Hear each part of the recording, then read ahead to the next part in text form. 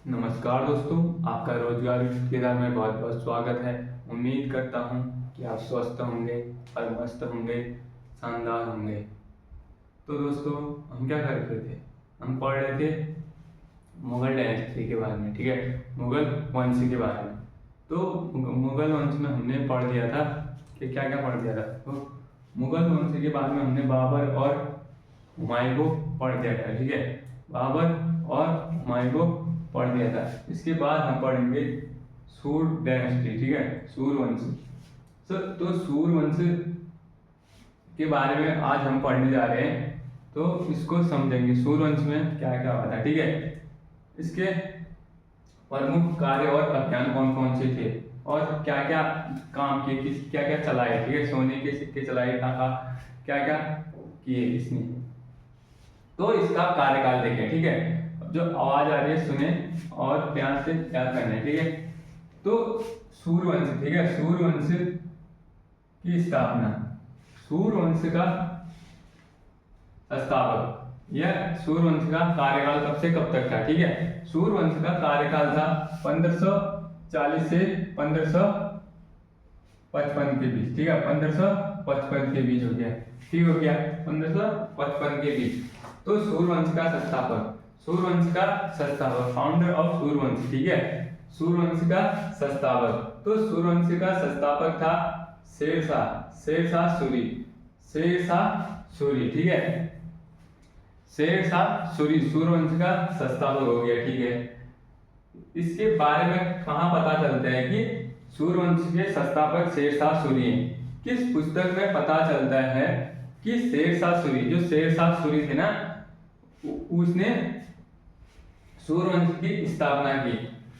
तारिक ए शेरशाही, जो तारिक ए शेरशाही है ना, तारिक ए शेरशाही में जानकारी मिलती है कि सूरवंश का संस्थापक शेरशाह सूरी है, इनकी पुस्तक में, ठीक है, शेरशाह सूरी।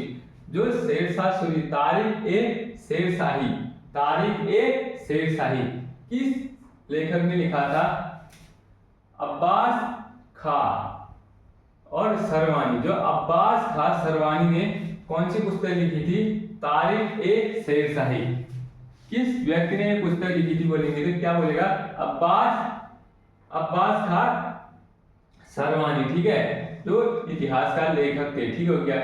जब शेरशाह का जन्म कब हुआ था? देखें, शेरशाह का जन्म हुआ था 1472 में हुआ था, ठीक है, शेरशाह का जन्म 1472 एडी में हुआ था, ठीक हो गया।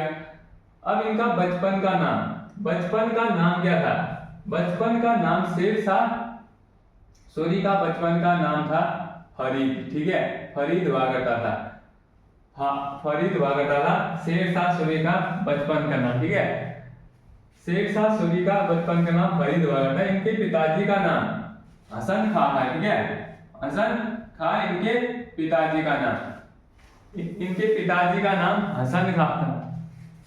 और इन्होंने अभियान कौन से किए? इनके प्रमुख अभियान, जो प्रथम अभियान, ठीक है, 1529 में बंगाल में जो नुसरत खां था ना, उनको हराया, ठीक है, बंगाल में नुसरत खां था, उनको हराया किसने? शेरशाह सूरी ने, प्रथम अभियान। फिर इसी अभियान से उन्होंने कौन सी उपाधि धारण की थी? जो बंगाल अभियान ना, बंगाल अभियान से ही इन्होंने कौन सी उपाधि धारण की थी? इन्होंने की थी हजरत ए आत्मा की, ठीक है, हजरत ए आत्मा की उपाधि धारण की थी। किसने की थी? ये की थी, देखो, शेरशाह सूरी ने की थी, शेरशाह सूरी ने किया, ठीक है। इसके बाद दूसरा आक्रमण हुआ था चुनार, 1530 में चुनार का किला जीता। जो 1530 में चुनार का किला जीतने, उसकी खुशी में क्या किया? उन्होंने शादी की थी, ठीक है। ये लाड़म किला, जो लाड़म किला में उनकी शादी हुई थी, ठीक है, लाड़म किला में उनकी शादी हुई थी। किसकी? शेरशाह सूरी की शादी किस किले में हुई थी बोलेंगे तो लाड़म किले में उनकी शादी हुई थी, ठीक है।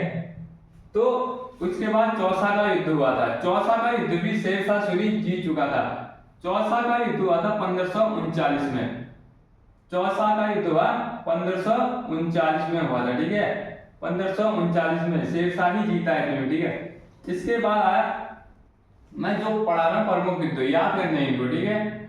1540 में कन्नौज और बिलग्राम का युद्ध हुआ था। 1540 में कन्नौज और बिलग्राम का युद्ध हुआ था। इसके बाद हुआ था 1541 में।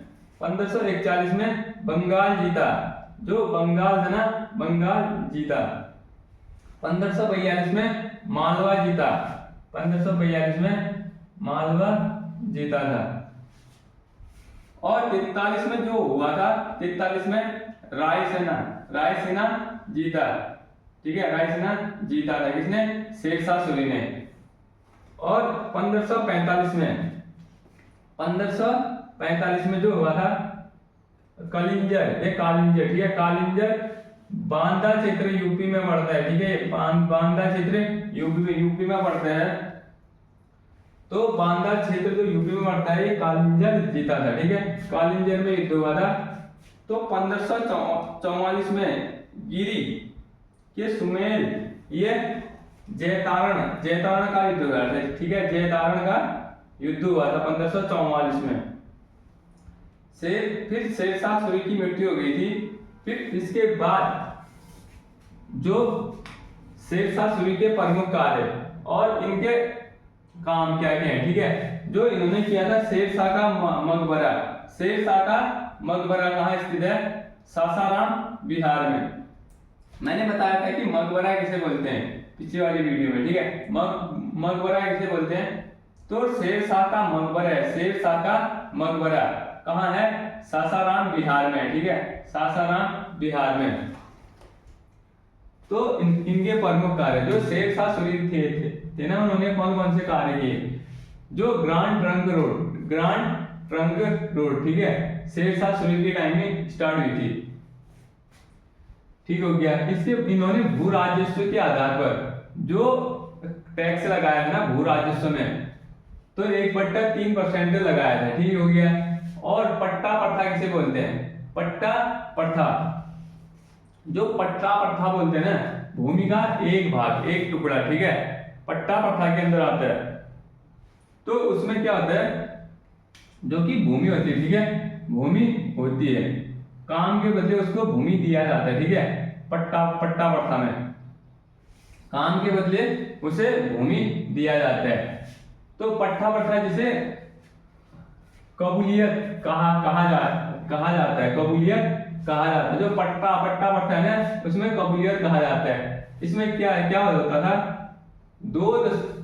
1/5% से लगभग 1/5 से 5% के बीच में लिया जाता था ये, ठीक है। पट्टा प्रथा दिया जाता था। इनके प्रमुख विभाग जो थे ना उस टाइम के, जो विभाग के कार्य करने वाले व्यक्ति थे, कौन कौन से थे? उनके दीवान काजा किसे बोलते हैं? जो दीवान काजा है ना, दीवान काजा बोलते हैं, न्याय विभाग का अधिकारी हुआ करता था। न्याय विभाग का अधिकारी होता था दीवान काजा, ठीक हो गया। दीवान ए ईसा किस विभाग का अधिकारी होता था? ये होता है पत्र व्यापार का अधिकारी, ठीक है। जो पत्र लिखन के काम करता है इसका अधिकारी हुआ करता था, ठीक हो गया। दीवान ए काजा हो गया न्याय विभाग का, जो न्याय दिलाता है, न्याय विभाग का अधिकारी होता है। तो आधुनिक रूप से रुपया किसने चलाया था? जो आधुनिक रूप में चांदी की टंका, ठीक है, चांदी का टंका किसने चलाया? चांदी का टंका चलाया तुम्हारा शेरशाह सूरी ने, जो 180 ग्रेन का था, लगभग 180 ग्रेन का था, ठीक हो गया। शेरशाह सूरी ने चांदी के टंका चलाए और तांबे का दाम चलाए, ठीक है। दाम जो तांबे का होता है ना, तांबे का दाम चलाया कितने से? 360 ग्राम, 360 ग्राम के लगभग होता था ये, 360 ग्राम के लगभग होता है। तो दोस्तों जय हिंद। आज क्लास इतनी होगी, मेरी तबीयत थोड़ी डाउन भी है, तो नमस्कार, धन्यवाद।